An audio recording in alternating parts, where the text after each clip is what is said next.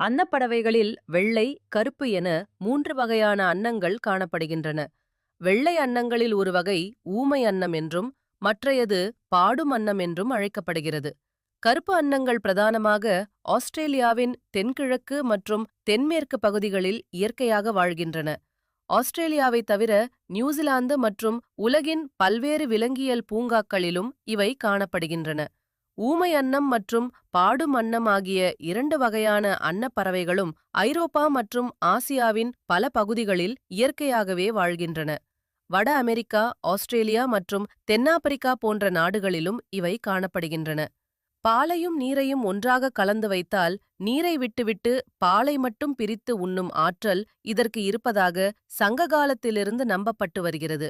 ஆனால் விஞ்ஞான உலகம் இதனை மறுக்கிறது. மனிதர்கள் நல்லவற்றை மட்டும் ஏற்றுக்கொண்டு தீயவற்றை விலக்க வேண்டும் என்பதற்கு அன்னப்பறவை சிறந்த உதாரணமாக கருதப்படுகிறது.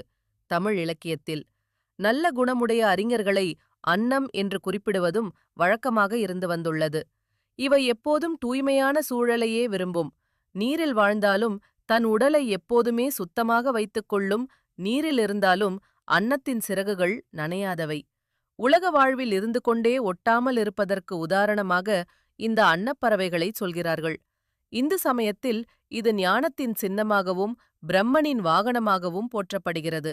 சங்க இலக்கியச் சான்றுகளின்படி நோக்கினால் அன்னம் நீரிலும் நிலத்திலும் வாழ்ந்ததாக கூறப்படுகிறது.